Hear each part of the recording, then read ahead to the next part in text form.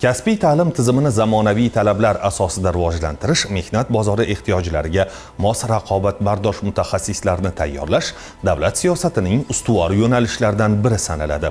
So'nggi yillarda texnikumlarda yaratilayotgan zamonaviy sharoitlar, dual ta'lim tizimining keng joriy etilishi hamda ishlab chiqarish bilan integratsiyaning mustahkamlanishi yoshlarning kasbiy salohiyatini oshirishga xizmat qilmoqda.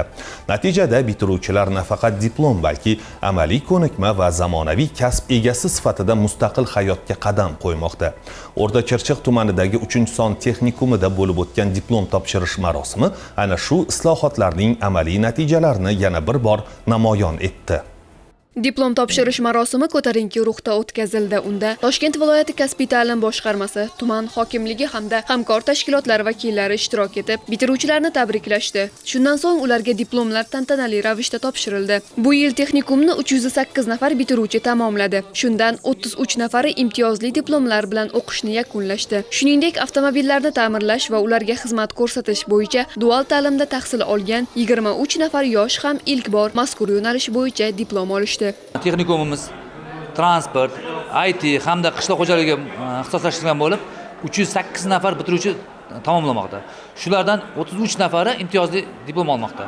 Jami o'quvchilarimiz 754 nafar bo'lib, hozirgi kunda 1.3 koeffitsiyentda ishlamoqdamiz. Yana talabgorlar juda kuchayganligi tufayli bugungi kunda yana 330 nafar qabul rejalashtirganmiz. Hozirgi kunda 330 nafar rejani bajardik. 11 baza bo'yicha 90 tani qabulda rejalashtirganmiz.